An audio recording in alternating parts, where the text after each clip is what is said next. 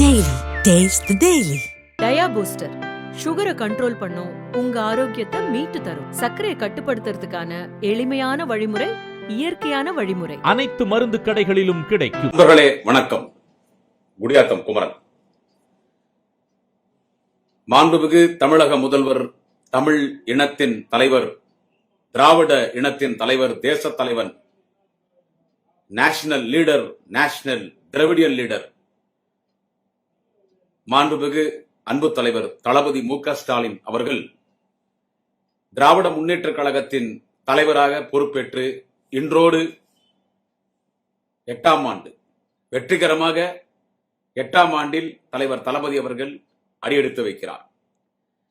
கழக தலைவராக மாண்புமிகு முதல்வர் தளபதி அவர்கள் பொறுப்பேற்று இன்றோடு 8ஆம் ஆண்டில் அடியெடுத்து வைக்கிறார். தலைவர் தளபதி அவர்களுக்கு மனமார்ந்த வாழ்த்துக்களையும் பாராட்டுகளையும் அவரின் அடிமட்ட தொண்டன், கழக பேச்சாளர் என்கின்ற முறையிலே தெரிவித்துக் கொள்கிறேன்.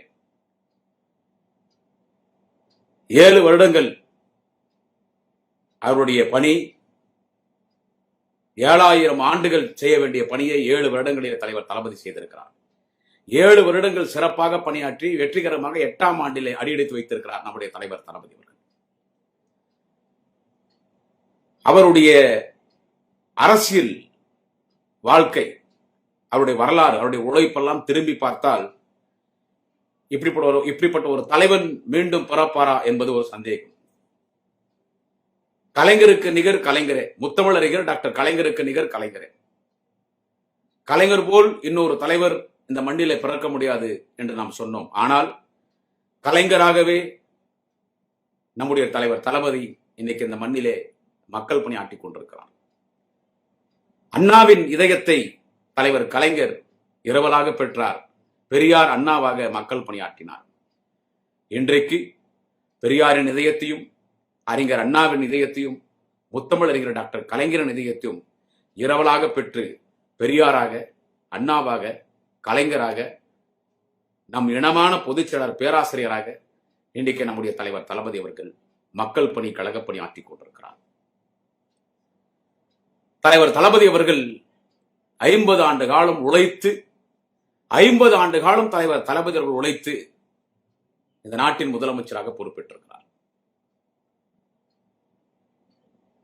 எப்படி தலைவர் கலைஞர் 16 வயதிலே திருவாரூர் வீதியிலே கையிலே தமிழ் கொடி ஏந்தி இந்தி என தேடி வந்த பெண்ணை கேள், நீ நாடி வந்த கோலை உள்ள நாடு இதுவென 16 வயதிலே தலைவர் கலைஞர் அவர்கள் கால் சட்டை போட்ட மாணவனாய் மொழி போராட்டத்தின் மூலமாக அரசியல் களத்திற்கு வந்தாரோ, அதுபோல் 14 வயதில் முடித்திருத்தும் கடையிலே இளைஞர் திமுகவை தொடங்கிய தலைவன் தான் நம்முடைய தேச தலைவர், திராவிட இனத்தின் தலைவர், அன்பு தலைவர் தளபதி ஸ்டாலின் அவர்கள். தன்னுடைய 16 வயதில் தென்னாட்டு காந்தி பேரறிஞர் அண்ணாவை அழைத்து வந்து கோபாலபுரத்தில் கழக கொடி ஏற்றினார். தூக்கு மேடை கழக பிரச்சார நாடகங்களில் நடித்தார். கழக பேச்சாளராக நாடு முழுவதும் பொதுக்கூட்டங்களிலே, தெருமனை கூட்டங்களிலே பேசினார். கலைஞரின் மகன் தேர்தலில் நின்று வட்ட பிரதிநிதி, பொதுக்குழு உறுப்பினராக வெற்றி பெறுகிறார். அதன் பிறகு ஜான்சி ராணி பூங்காவில் தொடங்கப்பட்ட இளைஞர் அணி ஐவர் குழுவிலே ஒருவராக வருகிறார். இளைஞர் அணி செயலாளராக பொறுப்பேற்கிறார். திருமணமாகி ஒரே 3 மாதத்தில் நம்முடைய இனத்தின் தலைவர், திராவிட இனத்தின் தலைவர் தளபதி அவர்கள் மிசா சிறையிலே மிசா கைதியாக ஓராண்டு இருக்கிறார். மிசா கைதி என்ன சாதாரண இல்ல. பலமுறை நான் உங்களிடத்தில் பேசிய செய்தி உங்களுக்கு எல்லாம் தெரியும். மிசா என்று சொன்னால், அவர் மிசால போகும்போது அவருக்கு என்ன வயசு இருக்கும்? ஒரு 22 வயசு இருக்கும்னு நினைக்கிறேன். அவ்வளவுதான், அவர் 22 வயசு இருக்கும். மிசால போறாரு. 22 வயசு, 21 வயசு. கல்யாணம் ஆகி 3 மாசம் தான். கல்யாணம் ஆகி 3 மாசம். யாரா இருந்தாலும் திருமணமான அந்த ஒரு வருஷம் இல்லற வாழ்க்கையிலே மனைவியோடு வெளியே போறது வர்றது மகிழ்ச்சியா இருப்பாங்க. அது பிறகு ஒரு குழந்தைன்னு பிறந்துட்டா குடும்ப பாரம் வந்துடும், லைஃபே மாறிடும். அந்த குழந்தை பிறகு வரைக்கும் அந்த ஒரு வருஷம் தான் எல்லாமே மகிழ்ச்சியா இருப்பாங்க. ஆனா கல்யாணம் ஆகி ஒரு 3 மாதத்திலே நம் இனத்தின் தலைவர் தளபதி அவர்கள் மிசா கைதியாக செல்கிறார். எமர்ஜென்சி, ஒரு கடுமையான நெருக்கடி. தளபதி உள்ள போன உடனே அடி. உள்ள போனவனே அடிங்க. உள்ள போனவனே அடி. ஒரு குஷ்ரோகி தங்க இந்த ரூம் தான் தளபதி கொடுக்குறாங்க. அந்த குஷ்ரோகி செத்துறான். இரவு காலையில தளபதி போறாரு, தூக்கி உள்ள அந்த ரூம்ல போட்டுடுறாங்க. அந்த ரூம் எப்படி இருக்குன்னு கேட்டீங்கன்னா, அந்த குஷ்ரோகி தொடச்சு போட்ட அந்த ரத்தம் கரை படைத்த பஞ்சு எல்லாம் இருக்குது. அந்த குஷ்ரோகி பயன்படுத்தின தட்டு, அந்த குவளை அதுதான் கொடுக்குறாங்க. சாப்பாடு கொடுத்துட்டு மண் கலந்து கொடுத்து சாப்பிடுன்றாங்க. தினம் அடி, தினம் அடி. வித்யாசாகர் காவல்துறை அதிகாரி மேல இருந்து சொல்லி, அப்ப காங்கிரஸ் நம்ம பயங்கரமான எதிர்ப்பு. தளபதி அடிக்கிறாங்க. அவருக்காக உயிர் தியாகம் செய்தார் சிட்டிபாபு. அவ்வளவு கஷ்டப்பட்டு மிசாவிலிருந்து வருகிறார் தலைவர் தளபதி. நாடு முழுவதும் சுட்டுத் திரிகிறார். லட்சக்கணக்கான இளைஞர்களை திராவிட முன்னேற்ற கழகத்தில் இணைய வைத்தார்.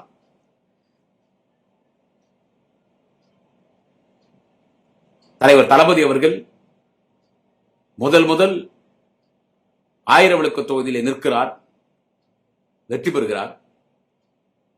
தொடர்ந்து சட்டமன்ற உறுப்பினராக வருகிறார். 96ஆம் ஆண்டு சென்னை மாநகரத்தில் மக்களால் தேர்ந்தெடுக்கப்பட்ட முதல் மேயராக வருகிறார். 44வது வயதிலே சென்னை மாநகரத்தின் 44வது மேயராக மக்களால் தேர்ந்தெடுக்கப்பட்ட மேயராக வருகிறார். என் சிங்காரம் கட்டாலும் பரவாயில்லை, சென்னை மாநகரத்தை சிங்கார சென்னை ஆக்காமல் விடமாட்டேன் என்று சபதம் இருக்கிறார். சென்னை மாநகரத்தை சிங்கார சென்னை ஆக்கினார், மேம்பாலம் நகரமாக்கினார். கார்ப்பரேஷன் பள்ளிகளிலே கம்ப்யூட்டர் கல்வி கொண்டு வந்தார். உலக மேயர்கள் மாநாட்டுக்கு தலைமை தாங்கினார். லண்டன் ஹைரிஸ் பல்கலைக்கழகத்தில் உலகத்தின் சிறந்த மேயர் என்ற டாக்டர் பட்டம் பெற்றார். 2வது முறை அதிமுகவின் ஆட்சி 2001 அதிமுகவின் ஆட்சியிலே கூட தலைவர் தளபதி மேயராக வெற்றி பெறுகிறார். அன்றைய முதலமைச்சர் மறைந்த அம்மையார் செல்வி ஜெயலலிதா அவர்களுக்கு பொறுக்க முடியவில்லை.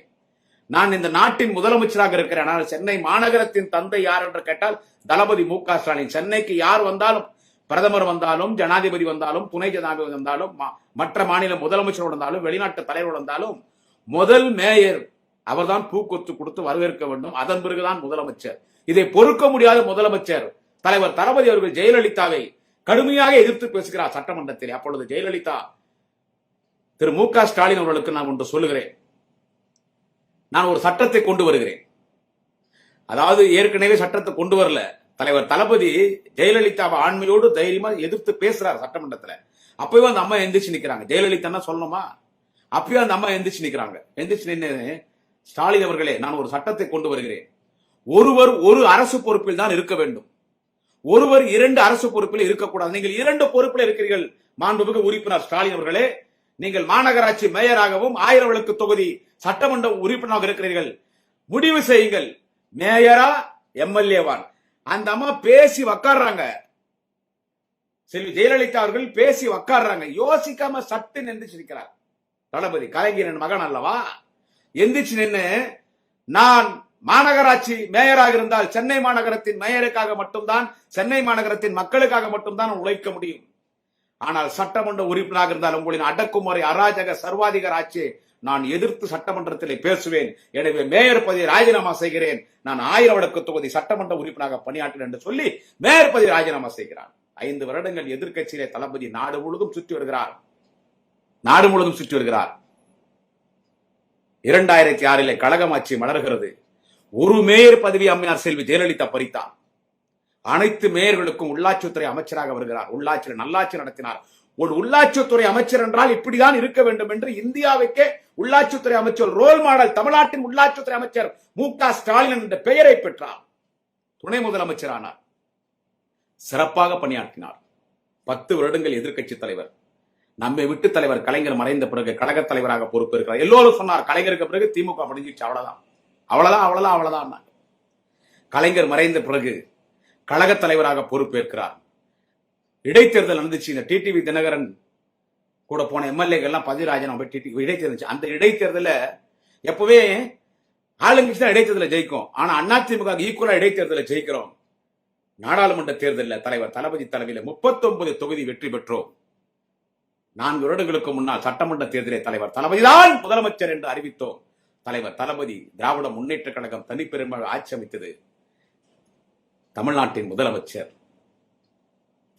முதலமைச்சர் இதோ போன ஆண்டு நடைபெற்ற நாடாளுமன்ற தேர்தலில் இந்தியாவிலே ஐஎன்டிஏ கூட்டணி 40 தொகுதி வெற்றி பெற்றது என்று கேட்டால் புதுவை சேர்த்து தமிழ்நாட்டிலே தலைவர் தளபதியின் மாபெரும் சாதனை. 8ஆம் ஆண்டில் அடியெடுத்து வைக்கும் கழக தலைவராக பொறுப்பேற்று 8ஆம் ஆண்டில் அடித்து வைக்கும் தலைவர் தளபதியினுடைய 1% சாதனை தான் சொல்லியிருக்கிறேன். அவர் முதலமைச்சராக பொறுப்பேற்று இன்னைக்கு இந்தியாவிலே ஒரு ரோல் மாடல் முதலமைச்சர். இன்னைக்கு இந்தியாவிலே ஒரு ரோல் மாடல் முதலமைச்சர் என்று கேட்டால் தமிழ்நாட்டின் முதலமைச்சர் தலைவர் தளபதி. பெண்களுக்காக ஆட்சி நடத்துகிற ஒரு தலைவன் யார் என்று கேட்டால் தலைவர் தளபதி. பெண்களுக்காக ஆட்சி நடத்துகிற ஒரே தலைவன் தலைவர் தளபதி. இந்தியாவிலே வடமாநிலத்திற்கிற எல்லா பெண்களும் என்ன சொல்றாரு கேட்டால், ஒரு முதலமைச்சர் என்றால் எப்படி இருக்கும் என்று கேட்டால் தமிழ்நாட்டின் முதலமைச்சர் மு.க. ஸ்டாலின் போல இருக்க வேண்டும் என்று எல்லோரும் பாராட்டுகிறார். பெண்களுக்கு பேருந்தில் இலவச பயணம், மகளிர் உரிமை தொகை என்று மாதம் 1000, புதுமை பெண் திட்டத்தின் மூலமாக கல்லூரியில் படிக்கிற சகோதரிகளுக்கு 1000, தமிழ் புதல்வன் திட்டத்தின் என்கின்ற முறையிலே கல்லூரியில் படிக்கிற மாணவர்களுக்கு 1000. இதோ இன்று நேற்றைக்கு காலை உணவு திட்டம் அனைத்து கார்ப்பரேஷன் பள்ளிகளிலும் பஞ்சாப் மாநில முதலமைச்சர் வந்து துவக்கி வைக்கிறார். காலை உணவு திட்டம் ஏற்கனவே தமிழ்நாடு முழுவதும் காலை உணவு திட்டம், சத்துள்ள உணவு. ஒரு ஊழலற்ற ஆட்சி, ஒரு நேர்மையான ஆட்சி, ஒரு மக்களுக்காக நடைபெறுகிற ஒரு ஆட்சி, பெண்கள் பாதுகாப்பாக இருக்கிற ஒரு மாநிலம், சட்ட ஒழுங்கு சீராக இருக்கிற ஒரு மாநிலம், அரசு அதிகாரிகளுக்கு முக்கியத்துவம் தருகிற ஒரு மாநிலம். தேனி போல் சுறுசுறுப்பாக பணியாற்றுகிற ஒரு முதலமைச்சர் நம்முடைய தலைவர் தளபதி அவர்கள். அவர் சாதனை சொல்ல வேண்டும் என்றால் சொல்லிக் கொண்டே போகலாம். இன்றைக்கு இந்தியாவிலே பல மாநில முதலமைச்சர்கள், நான் பிஜேபி ஆட்சி செய்கிற மாநிலத்தையும் சேர்த்து சொல்கிறேன், பல மாநில முதலமைச்சர், எல்லா மாநில முதலமைச்சர்கள் நாம் மீண்டும் ஆட்சிக்கு வர வேண்டும், மக்களிடத்தில் நற்பேர் எடுக்க வேண்டும் என்று சொன்னால் தமிழ்நாட்டின் முதலமைச்சர் திரு மு.க. ஸ்டாலின் போல் ஆட்சி செய்ய வேண்டும், அவரின் திட்டங்களை நம் மாநிலத்தில் கொண்டு வர வேண்டும் என்று தலைவர் தளபதி ஸ்டாலின், மாண்புமிகு தமிழக முதல்வர் தலைவர் தளபதி ஸ்டாலினுடைய திட்டங்கள் இன்றைக்கு அனைத்து மாநிலங்களும் பிஜேபி ஆட்சி செய்கிற மாநிலங்களும் இருக்கிறது என்று கேட்டால், அவர் honourable Tamil Nadu chief minister Thalapathy M.K. Stalin is role model chief minister in our India. He is a role model for all the chief ministers in our India. கரைபடாத கரங்கத்திற்கு சொந்தக்காரர், தாய்ப்பாலில் தூசிப்பட்டாலும் படும் பொது வாழ்வில் தூசிப்படாத ஒரு மாபெரும் தலைவன், ஒரு நேர்மையான தலைவன் தலைவர் தளபதி ஸ்டாலின். இவனை பழி வாங்கணும், அவனை பழி வாங்கணும். எத்தனை பேர் என்ன பேசுறான் சொல்லுங்க? எத்தனை பேர் என்ன பேசுறாங்க? அதிமுக பொதுச் செயலாளர் எதிர்க்கட்சி தலைவர் திரு எடப்பாடி பழனிசாமி அவர்கள் சுற்றுப்பயணம் போறார், ஊரூரா போறார். அவர் திரு எடப்பாடி பழனிசாமி அவர்கள் ஒரு எதிர்க்கட்சி தலைவர், ஒரு 4 வருஷம் முதலமைச்சரா இருந்தார். ஒரு நாகரிகமா பேச தெரியல, முதலமைச்சரை ஒருமையில பேசுறாரு. நீ வா போன்னு சொல்லி ஒரு இடத்துல அவன் இவனே பேசிட்டார்.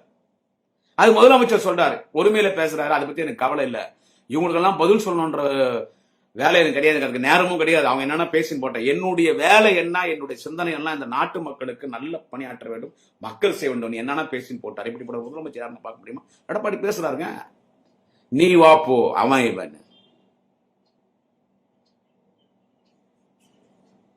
அவங்க தரத்தை இதுல எது காட்டுது பாருங்க. ஆம்புலன்ஸ், காலி ஆம்புலன்ஸ் இந்த ஒரு முறை வந்தீங்கன்னா டிரைவரை பேஷண்ட் அனுப்புறாரு. இவங்களே ஒரு ஆம்புலன்ஸ் போன் பண்ணி வர சொல்றாங்க. செகண்ட் டைம் இவங்க உடம்பு சரியில்லைன்னு அவங்க கட்சிக்காரருக்கு போன் பண்ணி வர சொன்னாங்க. இவங்க போன் பண்ணி அதிமுக போன் பண்ணி வர சொன்ன ஆம்புலன்ஸ் வந்த உடனே அந்த டிரைவர் அடிச்சு எடப்பாடி சொன்ன மாதிரி டிரைவர்கிட்ட பேஷண்ட் அனுப்புறாங்க. இன்னைக்கு இப்படி இருக்குது தமிழ்நாடு அரசியல். இன்னைக்கு எல்லாரும் சொல்றாங்க, எடப்பாடி பழனிசாமி ஒருமையில பேசுற, ஏன் திமுக யாரும் அவங்கள பார்த்து கேள்வி கேட்கலையேன்னு. உடையாத்துக்குமரம் பேசிட்டு தான் இருக்கிறோம், உடையாத்துக்குமரம் பேசிட்டு தான் இருக்கிறான். தளபதி யாரும் அவங்களெல்லாம் பதில் சொல்லாதீங்க. அமைச்சர்கள் போய் உங்க துறையில போய் எலெக்ஷனுக்கு இன்னும் 9 மாசம் தான், போய் தொகுதி மக்கள்கிட்ட போய் தொகுதி மக்களுக்கு பணியாற்றுங்க, அடுத்து ஜெயிக்கிறதுக்கான வேலையை பாருங்க, அவங்களாம் நீங்க பதில் சொல்லாதீங்கன்றார். எத்தனை பேர் இவ்வளவு தரங்கட்டு பேசுறாங்க, உதவாதெல்லாம் பேசுறாங்க சார். யார் மேலாம் கேஸ் போடப்பட்டிருக்கிறதா சொல்லுங்க? யாராவது கைது செய்யப்பட்டிருக்கிறாங்களா? யார் மேலாவது கேஸ் போட்டு யாராவது கைது செய்யப்பட்டிருக்காங்களா நான் கேட்கிறேன், இந்த நேரலையில கேட்கிறேன். தலைவர் தளபதி உன் மேல கேஸ் போடு, அவனை கைது பண்ணு சொல்லிக்கிறாரா? அதிமுக சி.வி. சண்முகம் ஒரு முன்னாள் அமைச்சர், விழுப்புரம் மாவட்டம் சி.வி. சண்முகம். அந்த ஆள் பேசுறதெல்லாம் நீங்க பாத்துக்கிறீங்கல்ல, நான்லாம் ஒண்ணுமே கிடையாது. காவல்துறையில அவங்க மேல வழக்கு போடுங்க, போயிட்டு நாலு வழக்கு 4 பிரிவில வழக்கு போடுறதெல்லாம் சி.வி. சண்முகம் மேல போடுங்க. ஒரு முதலமைச்சரை எவ்வளவு தரந்தாலும் அந்த ஆள் பேசுறாங்க, எவ்வளவு தரந்தா, எங்களுக்கெல்லாம் கோபம் வருது. அங்க இருக்கிற நம்ம கட்சிக்காரங்களாம் என்ன பண்றாங்கன்னு தெரியல. அங்கதான் அன்னியூர் சிவாலாங்கிறாரு, அங்கெல்லாம் என்ன பண்றாங்கன்னு தெரியல. அவங்களாம் எவ்வளவு அண்ணன் உதயநிதிய நாளைக்கு முதலமைச்சர், அண்ணன் உதயநிதி இன்னைக்கு துணை முதலமைச்சர், எதிர்காலத்தில் இந்த நாட்டினுடைய முதலமைச்சர் நம்முடைய வாலிப கலைஞர் மாண்புமிகு உதயநிதி ஸ்டாலின் எவ்வளவு தரந்தாலும் அந்த ஆள் பேசுறாரு. கலைஞருடைய நினைவிடத்தை எவ்வளவு கேவலமா பேசுறாங்க அந்த ஆளு. அம்மா ஜெயலலிதாவோட நினைவிடத்துக்கு பார்க்கறதுக்கு தினம் மக்கள் 1000 கூட்டத்துல வருது. கலைஞர் நினைவிடத்தை சொல்லும் போது அங்க நாய் கூட போறதுன்னு ஒருத்தன் பேசுறான், சி.வி. சண்முகம் பேசுறான். நான் அவனுக்கு பதில் சொல்றேன், என் மேல போலீஸ் ஸ்டேஷன்ல கேஸ் கொடுக்குறாங்க. சி.வி. சண்முகத்துக்கு பதில் சொன்னதுக்கு போலீஸ் ஸ்டேஷன்ல என் மேல பல கேஸ் என் மேல. அந்த விமர்சனத்தை தாங்கிக்கிறாரு. அவரா பேசுவார், பேசாதான் சொல்லுவார், நம்ம சும்மா இருக்கலாமா? அடுத்து தந்தையால் அடித்து விலக்கி அடிக்கப்பட்ட அன்புமணி என்கின்ற ஒரு மனிதர் தினமும் மேடையில எவ்வளவு பொய்யும் புரட்டும், எவ்வளவு பொய்யும் புரட்டும். ஒரு மிகப்பெரிய வன்னியர் சமுதாயத்துக்கு தலைவர் தளபதி ஸ்டாலின் எதிரி, திமுக எதிரி. வன்னியர்களை பார்த்தா உனக்கு என்ன வன்மம், நீ என்ன பண்ணனு, எவ்வளவு அவதூறா அன்புமணி பேசுறாரு, எவ்வளவு அவதூறு. வன்னியர்கள் என்றால் திமுக, திமுக என்றால் வன்னியர்கள். வன்னியர்களை எம்பிசி பட்டியலை சேர்த்து கலைஞர் சுட்டு சாகச்சிருந்து ஏடிஎம்கே பேர் இல்ல 22 பேரை சாகச்சாங்க. அவங்கள தியாகிகளா அறிவிச்சு அவங்களுக்கு நிதி உதவி கொடுக்கிறது கலைஞர்.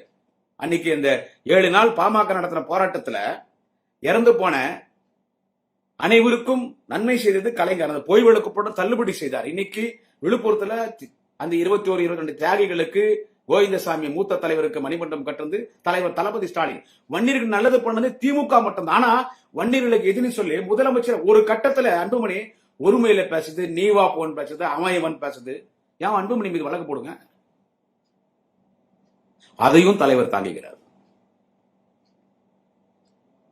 எங்கொந்தோ அந்த பிஜேபி அமித்ஷா இங்க நான் திமுக வேரோடு வேறு அறுத்துருவேன், ஆணி வேற புடுங்கிடுவேன், திமுகவை அட்ரஸ் இல்லாதாக்கிடுவேன், திமுகவை அழிச்சிடுவேன். அமித்ஷா பேசுறது இப்படி சொன்னவன் அத்தனை பேருமே கலைஞர் யாரெல்லாம் திமுக அழிப்போம் ஒழிப்போம் சொன்னா அவெல்லாம் அழிஞ்சு ஒழிஞ்சிட்டாங்க. இப்ப யாரெல்லாம் திமுக அழிப்போம் ஒழிப்பான் எதிர்கட்சி தலைவராக கூட வரமாட்டாங்க பேசுறாங்க இல்ல, அவங்க எல்லாம் கூட அழிஞ்சு போவாங்க, அவங்க எல்லாம் கூட அழிஞ்சு போவாங்க, ஒழிஞ்சு போவாங்க. நம்ம கண்ணாட பார்க்க போறோம்.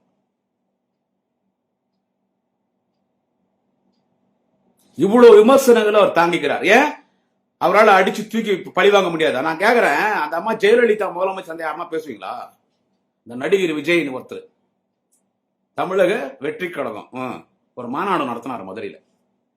அந்த மதுரை மாநாடு நடத்தும் போது ஒரு முதலமைச்சர் தளபதியை பார்த்து, uncle what is this uncle, uncle uncle அந்த ஆள் பேசுறாரு. என்ன தகுதி இருக்குது விஜய்க்கெல்லாம் திமுக பத்தி பேச? அங்கிள் அங்கிள் என்ன மாமா தானே. இந்த மாமா பையன் விஜய், இந்த மாமா பையன் விஜய் தளபதியை பார்த்து அங்கிள் அன்றான். அது கே.எஸ். ரவிக்குமார் அன்னைக்கு பேட்டி கொடுத்தாரு. அங்கிள்னு சொன்னா என்ன தப்பா? அவர் சின்ன வயசுல முதலமைச்சர் திரு ஸ்டாலினை பார்த்தா அங்கிள் தானே கூப்பிடுவாருன்னா, நீ அங்க வீட்டுல அங்கிள்னு கூப்பிடுறது வேற, மேடையில் அங்கிள்னா என்ன அர்த்தம்? மேடை நாகரிகம் இல்ல, தெரியும், நம்ம அசிங்கப்படுத்தணும். அங்கிள்னா என்ன மாமான்னு பேசுறியா? மாமா பையன் நீ. நான் சிங்கம், சிங்கம் வேட்டைக்கு மட்டும்தான் வெளியே வரும், ஆண் சிங்கம் வேட்டையாடாது. தற்கொலை விஜய், ஆண் சிங்கம் வேட்டையாடாது, பெண் சிங்கம் வேட்டையாடும். பெண் சிங்கம் வேட்டையாடி அதை எடுத்துன்னு வரும், அந்த ஆண் சிங்கம் உட்காந்து சாப்பிடும். சோ இவனுங்கெல்லாம் பேசுறாங்க, இவனுங்கெல்லாம் பேசுறாங்க. யார் மேலாவது வழக்கு போட்டுருதா? யாருன்னா கைது செய்திருப்பாங்களா? ஜெயலலிதா தான் பேசுவீங்களா? இந்த விஜய் அங்கிள் இருந்தாலும் பேசுறானே, உன்னுடைய தலைவா படம் நீ என்ன பாட்டெல்லாம் போட்டு டைலாக் எல்லாம் வச்ச ஜெயலலிதா படம் ரிலீஸ் பண்ண உள்ள போனீங்கல்ல, அப்பனும் புள்ளியும் 2 பேரும், சந்திரசேகர் மரியாதைக்குரிய விஜயனுடைய தந்தை சந்திரசேகர் அவர்கள் விஜயை கூப்பிட்டு போல கொடநாள்ல போறீங்க, ஜெயலலிதா வண்டி வருது, சிஎம் ஆகிறாங்க அந்த அம்மா செல்வி ஜெயலலிதா, இப்படி நீங்களே கை கட்டுனே அந்த அம்மா பார்த்து வண்டி நிறுத்தினாங்க, காலில் விழுந்தாங்க 2 பேரும். தெரியாத என் பையன் பண்ணிட்டான், மன்னிச்சிருங்க மன்னிச்சிருங்க மன்னிச்சிருங்க. விஜய் இப்படி நின்னான்.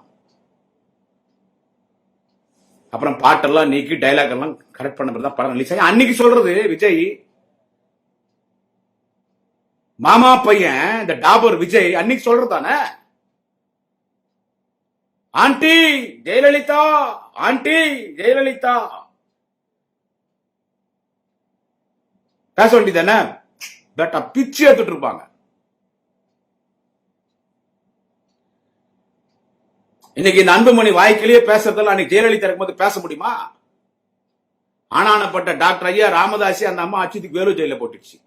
இதெல்லாம் வரலாறு.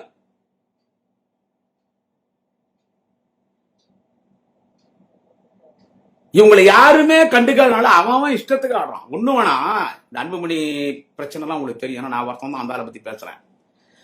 பிரச்சனை பிரச்சனை அவன் ஊட்டாண்டு வந்து வெளியே ஒரு 6 பொம்பளைங்க கத்திட்டு அப்புறம் கத்துவாங்க, அவங்க போயிடுவாங்க, என்ன வெளியே விட மாட்டாங்க. நான் உள்ள உட்காந்து லைவ்ல பார்த்து சிரிச்சுன்னு இருப்பேன். ஒண்ணு அவங்க பாமக ஆஹா பாத்தியா பெண்கள் நான் அடிச்சிட்டாங்களா, அவங்க போய் வெளியே பாவம் அந்த அப்பாவி பொம்பளை கத்திட்டு போறாங்க. இது என்னடா என்ன புடுங்குறத? என்ன பிரச்சனைனா இது நடந்த நேகரியம் வர்றாங்க போறாங்க, ஒரு சமூக வலைத்தள போராடுதுனே இதுல போலீஸ் ஸ்டேஷன்ல கம்ப்ளைண்ட் என் மேல 4 பேர் பிரிவில் வழக்கு போட்டாங்க, பரவாயில்ல, அதை பத்தி ஒன்றும் கவலை இல்லை. நான் ஆளுங்கட்சி பிரச்சனை வழக்கு போடக்கூடாதா, நான் இது திமுக ஆச்சுன்னு அவ்வளவு நேர்மையான தெரிஞ்சு போன் போட்டோம். என்கிட்ட வந்து காவல்துறை உயர் அதிகாரிகள் ஒண்ணு சொன்னாங்க, குமரன் அந்த கொஞ்சம் நாகரிகமா பேசுங்க. நான் சொன்னேன், சார் நீங்க சொல்றது நான் என்ன ஏத்துக்கிறேன், அவங்க அநாகரிகமா பேசுறாங்க, நான் எப்படிங்க பேசணும்? சரி நீங்க அன்புமணி பேர் குறிக்கும் பொழுது அந்த திரு டாக்டர் அன்புமணின்னு சொல்லுங்களேன். சொல்றேங்க. உடனே நேற்றுக்கு முன்தினம் ஒரு பதிவு போடும்போது திரு டாக்டர் அன்புமணின்னு பேசினேன். அவ்வளவுதான். நான் ஒன்னும் யானை புலி பெரிய தலைவன் அதெல்லாம் நான் பேசல, திரு டாக்டர் அன்புமணின்னு பேசினேன். காவல்துறை சொன்னா காவல்துறை மதிக்கணும். இந்த ஒரு வருஷமா நம்ம எங்க குடும்பத்தையும் எங்க குடும்ப உயிரையும் பாதுகாக்கிறது யாருன்னு கேட்டா காவல்துறை தான். இன்னைக்கு இந்தியா இல்ல உலகத்திலே சிறந்த போலீஸ் ஸ்காட்லாந்து போலீஸுக்கு அடுத்து நம்ம தமிழ்நாடு காவல்துறை தான். தமிழ்நாடு காவல்துறை மாதிரி உலகத்துல எந்த போலீஸ்ல ஒரு நேர்மையான காவல்துறை நம்ம தமிழ்நாடு. அவங்க சொன்னா நம்ம கேட்கணும். கேட்டுன்னு இது மட்டும் நல்லா கேட்டுங்க, திரு டாக்டர் அன்புமணி அவர்களேன்னு பேசுங்க.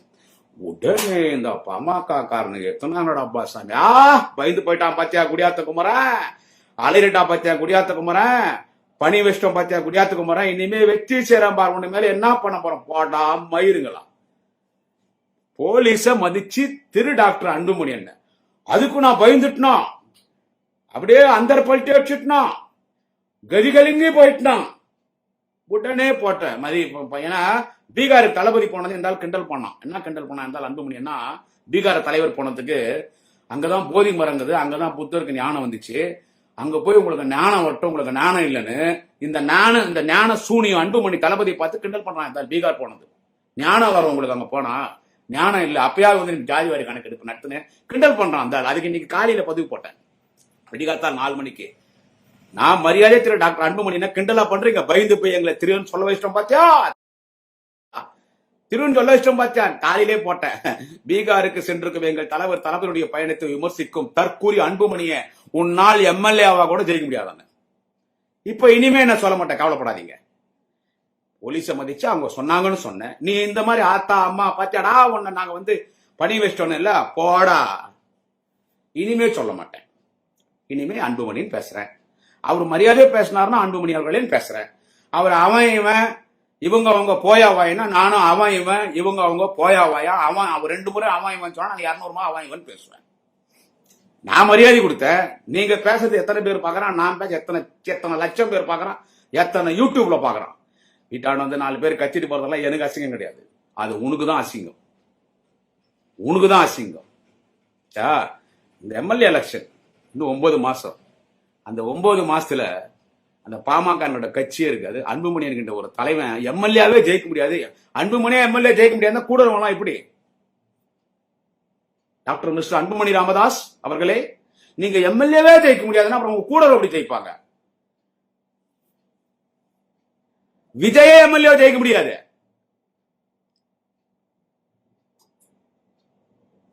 ரெண்டாயிரத்தி 26 200க்கும் மேற்பட்ட தொகுதியிலே திராவிட முன்னேற்ற கழகத்தின் கூட்டணி வெற்றி பெற்று 2வது முறை தமிழ் இனத்தின் தலைவன், தேச தலைவன், திராவிட இனத்தின் தலைவன் தலைவர் தளபதி தான் முதலமைச்சர்.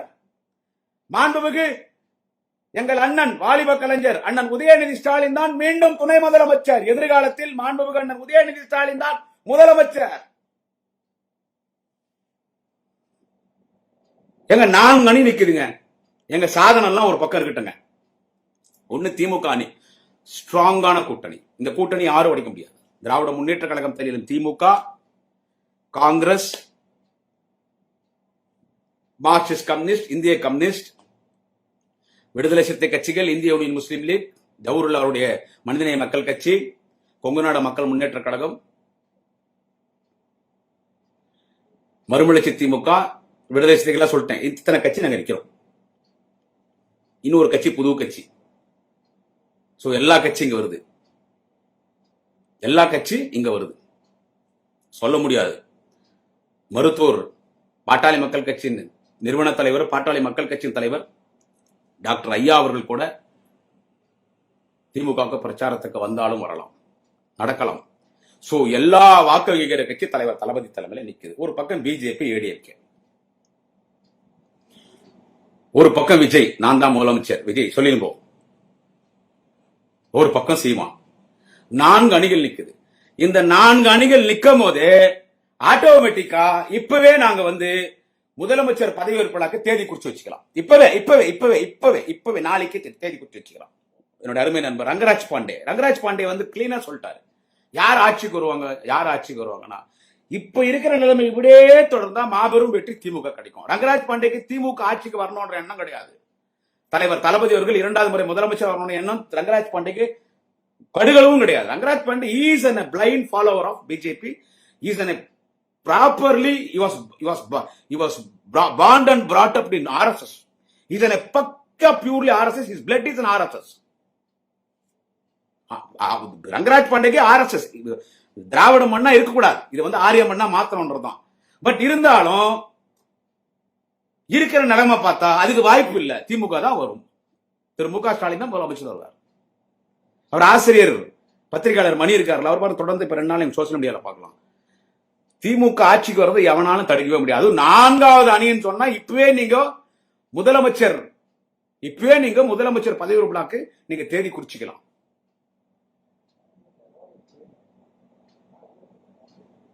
இதுதான் நிலைமை இன்னைக்கு தமிழ்நாடு நிலைமை. சோ அமைதியா இருக்க. பீகாருக்கு போறாருங்க இந்த நரேந்திர மோடி. மகாராஷ்டிரா, பீகார், ஹரியானா இப்படிப்பட்ட மாநிலங்கள்ல போலி வாக்காளர்களை சேர்த்து உண்மையான வாக்காளர் நீக்கி திருட்டுத்தனமா கொல்ல வரக்கூடிய பின்வாசல் வேலைகள் திருட்டுத்தனமா ஃப்ராடு வேலை 420, 420, 840 வேலை செஞ்சு இன்னைக்கு அவங்க திருட்டுத்தனமா ஜெயிச்சிருக்கிறாங்க. அப்போ 2வது முறை மோடி வராருன்னு சொன்னா, 3வது முறை மோடி வராருன்னு சொன்னா, அப்போ தமிழ்நாடு இந்தியா முழுக்க வட மாநிலத்திலையும் கர்நாடகாவில் கூட பண்ணிக்கிறாங்க. எவ்வளவு போலி வாக்காளர்கள் லட்சக்கணக்கில் சேர்த்து லட்சக்கணக்கான உண்மையான வாக்காளர்கள் அன்னைக்கு ஒரே ஒரு ரூம்ல மட்டும் 75 வாக்காளர்கள். ஒரே ஒரு ரூம் 10 பேர் ரூம்ல படுக்க முடியாது. அங்கே 75 வாக்காளர்கள். இப்படி பண்ணிதான் ஃப்ராடு வேலை பண்ணிதான் இவங்க இந்த நாட்டில் ஆட்சிக்கு வந்திருக்காங்க. இதை கண்டித்து ராகுல் காந்தி அவர்கள் பேரணி போறார் பீகார்ல. அதுக்கு தலைமை தாங்கிறதுக்கு மாண்புமிகு தமிழ்நாட்டின் முதலமைச்சர் தேச தலைவர் தளபதி அவர்களை அழைக்கிறார். தளபதி போறாரு. தளபதி அருமையா பேசினார். காங்கிரஸுக்கு பேர் மறந்துட்டு அவர் தான் அங்க டிரான்ஸ்லேட் பண்ணார். தமிழ்நாட்டில் இருந்த மு க ஸ்டாலின் வந்திருக்கணும்னு என்ன ஆரவம். வட மாநிலம் எல்லாம் திமுகவை எதிர்த்தது. இன்னைக்கு வட மாநிலத்தில் இருக்கிற மக்கள் ஸ்டாலின் போல் ஒரு தலைவன் இந்த நாட்டுக்கு தேவை, தளபதி ஸ்டாலின் போல் ஒரு முதலமைச்சர் எங்கள் மாநிலத்துக்கு தேவை என்று சொல்லுகிறார்கள். எங்கள் மாநிலத்துக்கு தேவை. எனவே இன்னைக்கு தேச தலைவனாக உயர்ந்திருக்கிறார். எடப்பாடி அவர்களே, பப்பு வேக பேசுங்க. நீங்க அவன் இவன் என்ன சொல்றது, என்ன பேசுங்களா பேசுங்க. பப்பு வேக திரு ஸ்டாலின் அவர்களையும் பேசுறீங்கல்ல, அதே பேசுங்க. திரு ஸ்டாலின் அவர்களையும் திரு ஸ்டாலின் நீ என்னென்ன பேசுற பேசு. திரு ஸ்டாலின் அவர்களையும் பேசிட்டு போங்க. நீ வாப்போ அவன் இவன் பேசுறது என்ன? அது நான் பேசினா உங்க கட்சிக்காரனு கோவம் வருது, ஸ்டேஷன்ல போய் கம்ப்ளைண்ட் கொடுக்குறான். நீங்க ஒரு முதலமைச்சரா இருந்தவர் தானே எடப்பாடி. இன்னைக்கு நீங்க ஒரு எதிர்கட்சி பொறுப்பான எதிர்கட்சி தலைவர் தானே. நீங்க அதிமுக திமுக எவ்வளவு பெரிய கட்சி, புரட்சி தலைவர் எம்ஜிஆரால் துவங்கப்பட்ட கட்சி அதிமுக. எம்ஜிஆர் மறைந்த பிறகு பல்வேறு சோதனைக்கு பிறகு அந்த கட்சிக்கு தலைவராக இருக்கிறார் அம்மா செல்வி ஜெயலலிதா. திமுக அதிமுக மாறி முதல் முதலமைச்சராக வராங்க. அந்த கட்சி நீங்க உங்க கையில இருக்கு. எப்படி பேசணும், எப்படி அரசியல் பண்ணணும். நீங்க முதலமைச்சர் அமையமனு உரிமையில நீங்க பேசிட்டா ரவுடித்தனமா ஆம்புலன்ஸ் காலி ஆம்புலன்ஸ் தான் நான் டிரைவர் அடிச்சு பேஷண்ட் அனுப்புன்னு சொல்லி அதே மாதிரி அனுப்பிச்சுட்டாங்க. இதெல்லாம் பேசிட்டா மக்கள் உங்களை மெச்சிக்குவாங்களா? நீங்கன்னா அந்த பைத்தியக்கார அந்த திஷா கூட குடும்பம் நடத்தினுக்கிறானே 6 மணிக்கு மேல வீட்டு விட்டு வெளியே வராம ஒர்க்கிங் ஹோம் பாலிடிக்ஸ் பண்ற விஜயா நீங்க? இவர் சொன்னாரு என்னன்னு கேட்டா, எடப்பாடி பழனிசாமி எங்கள்கிட்ட ஒரு பெரிய கட்சி வரப்போகுது. திரு எடப்பாடி பழனிசாமி சொன்னா அப்படி எங்கிட்ட ஒரு பெரிய கட்சி அவர் சொன்னது யாருன்னு கேட்டா விஜய். அவன் வெற்றி செஞ்சுட்டான் இந்த இதுல மாநாட்டுல. எம்ஜிஆர் தொகுன கட்சி இன்னைக்கு ஆள் இல்லாம அட்ரஸ் இல்லாத போயிட்டு அந்த கட்சி நிலைமை அப்பாவி தொண்டர்கள் அத்தனை பேர் என்கிட்ட வாங்கன்றான். இப்போ எடப்பாடி என்ன பண்ற அப்படி விஜய பத்தி பேசுற அப்படி. விஜய் அவங்க எதிர்பார்த்தாங்க.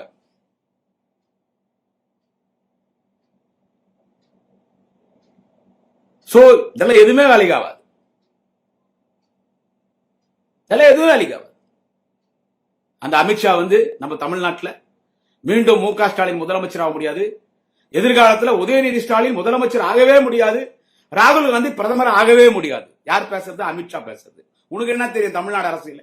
2026 தலைவர் தளபதி தான் முதலமைச்சரா வரப்போறான்னு பாரத பிரதமர் திரு நரேந்திர மோடிக்கு தெரியும். மோடிக்கு தெரியுமே. அவர் கிளீனா சொல்றார், தமிழ்நாட்டில இருந்து யார் பண்ணாரு போய் வேலையை பாருங்க.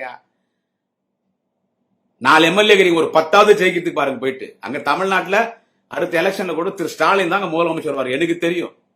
அங்க திமுக தொட்டு பார்க்க முடியாது. நீங்க சும்மா இங்க மேடையில பேசினதெல்லாம் இல்ல. திமுக தொட்டு பார்க்க முடியாது. திரு தளபதி ஸ்டாலின் தான் முதலமைச்சர் நரேந்திர மோடி சொல்றாரு.